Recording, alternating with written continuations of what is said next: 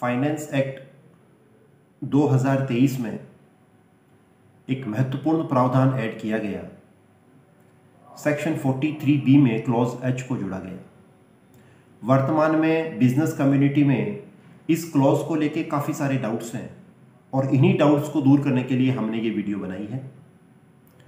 दोस्तों, जैसा कि हम जानते हैं, व्यापार में कई बार ये समस्या रहती है कि लोग अपना माल बेच देते हैं या लोग अपनी सेवाएं प्रदान कर देते हैं, लेकिन भुगतान उन्हें समय पर नहीं मिलता है।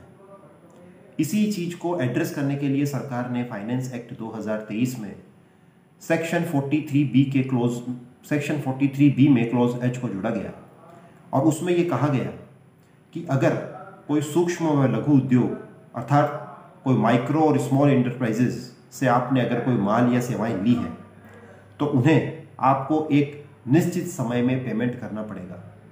अगर आप उस समयावधि में भुगतान नहीं करते हैं तो उस खर्चे की छूट आपको अपनी बुक्स में नहीं मिलेगी। अर्थात वो जो पेमेंट आपने एक्रूड किया है, खर्चा जो आपने एक्रूड किया है, वो खर्चा डिसअलाउ हो जाएगा और उस अमाउंट से आपकी इनकम बढ़ जाएगी। अब यहाँ पे बिजनेस कम्युनिटी में कुछ डाउट्स हैं, जैसे क्या लघु और सूक्ष्म उद्योगों को MSME एक्ट में रजिस्टर्ड होना जरूरी है। दूसरा, शुरू में MSME में मैन्युफैक्चरर और सर्विस प्रोवाइडर ही इंक्लूड थे, बाद में सरकार के द्वारा एक ऑफिस मेमो लाया गया जिसमें ट्रेडर्स को भी इसमें शामिल किया गया। तो क्या ट्रेडर्स को भी ये टाइम लिमिट का लाभ मिलेगा।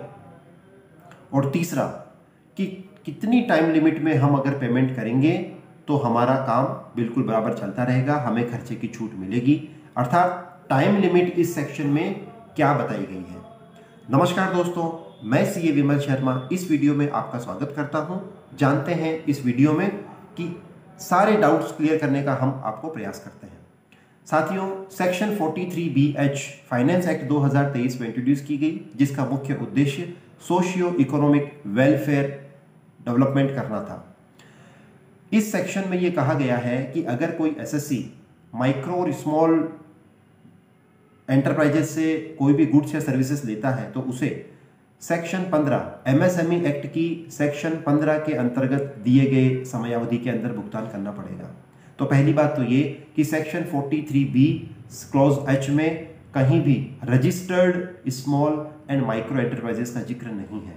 तो यहाँ यही सामने निकल के आता है कि ऐसी इकाइयाँ जो कि स्मॉल एंड माइक्रो एंटरप्राइजेस की कैटेगरी में फॉल होती है, अर्थात जिनका 50 करोड़ रुपए तक का टर्नओवर है, उनको सबको ये बेनिफिट मिलेगा।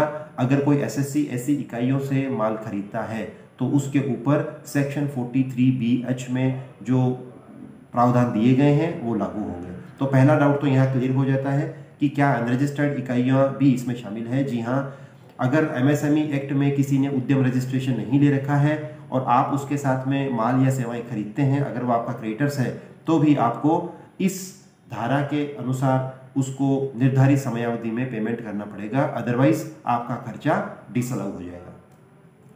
दूसरा डाउट आता है कि क्या ट्रेडर्स भी इसमें इंक्लूड है। तो इसका जवाब है बिल्कुल हाँ, ट्रेडर्स भी इसमें इंक्लूड है, क्योंकि सरकार के द्वारा ऑफिस मेमोरेंडम लाया गया था सन 2020 में, जिसके अंतर्गत ट्रेडर्स को भी इसमें इंक्लूड कर दिया गया था। तो अब मैन्युफैक्चरर, सर्विस प्रोवाइडर और ट्रेडर्स तीनों ही इस कैटेगरी में फॉल होते हैं।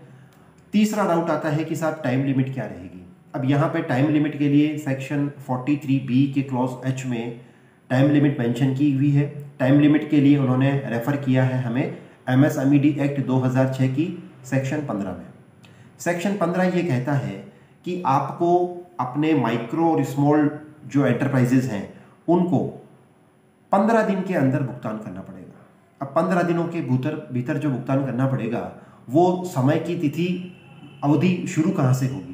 तो यहाँ पे मैं कहना चाहूँगा, जब उस डीलर ने आपको गुड्स की डिलीवरी दे दी हो और आपने उसको एक्सेप्ट कर लिया हो, जब उसने कोई सर्विस आपको प्रोवाइड की हो और आपने वो सर्विस रिसीव कर ली हो, उस तिथि से 15 दिन के अंदर आपको उसका भुगतान करना पड़ेगा, अन्यथा ये खर्चा आपको डिसअलाउ हो जाएगा। दूसरी बात, अगर मान लीजिए आपका उसके साथ में अलग से कोई एग्रीमेंट बना हुआ है भुगतान के दिनों की संख्या को लेकर के, तो उसमें अगर आपने 45 दिन तक अगर उसमें समय की अवधि निर्धारित है तो आपका एग्रीमेंट वहाँ काम करेगा। लेकिन अगर आपने अपने एग्रीमेंट में 45 दिन के बियॉन्ड अगर अवधि डाल दी है तो वो फिर उसमें एमएसएमई एक्ट के जो सेक्शन 15 में जो टाइम लिमिट दी गई है वो आपके एग्रीमेंट के ऊपर प्रिवेल करेगी और वो एग्रीमेंट आपका इस पॉइंट के ऊपर वॉइड हो जाएगा। अर्थात सपोज मान लीजिए आपने अपने किसी क्रेडिटर्स के साथ में, अपने किसी सप्लायर के साथ में कोई एग्रीमेंट बनाया कि भाई आप हमें गुड्स की डिलीवरी करेंगे, उसके 60 दिन के भीतर या 90 दिन के भीतर हम आपको भुगतान करेंगे, तो ये प्रावधान यहाँ पे काम नहीं आएगा, क्योंकि एमएसएमई एक्ट की सेक्शन 15 में स्पष्ट रूप से 45 दिन का प्रावधान दिया गया है। तो 45 दिन के अंदर ही आपको उसमें भुगतान करना पड़ेगा। तो यहाँ पे दो चीज़ निकल के आती है। अगर आपने कोई एग्रीमेंट नहीं बना रखा है तो बाय डिफॉल्ट आपको 15 डेज में पेमेंट करना है। अगर कोई एग्रीमेंट आपने बना रखी है तो मैक्सिमम 45 डेज में आपको पेमेंट करना पड़ेगा। साथियों, ये काफ़ी महत्वपूर्ण सेक्शन है। तो 31 मार्च में आपको जो प्लानिंग करनी है, अपनी टैक्स प्लानिंग करनी है, उसके अकॉर्डिंग करनी है। आपके जो भी टैक्स कंसल्टेंट्स हैं, चार्टर्ड अकाउंटेंट्स हैं, उनके साथ में आपको डिस्कस करना है, अपने क्रेडिटर्स को टाइमली पेमेंट करना है। और अगर आप चालू फाइनेंशियल ईयर में वो पेमेंट नहीं करते हैं तो आपको उन खर्चों को वो डिसअलाउ हो जाएंगे और जिस साल आप पेमेंट करेंगे उसी साल आपको उन खर्चों का बेनिफिट मिलेगा। दोस्तों, इसी तरह के अनेक वीडियो जो बिजनेस कम्युनिटी से रिलेटेड है हम अक्सर बनाते रहते हैं। अगर आपको हमें हमारा ये वीडियो अच्छा लगा हो तो इसे लाइक कीजिएगा, शेयर कीजिएगा और चैनल को सब्सक्राइब कीजिएगा। धन्यवाद। जय हिंद, जय भारत।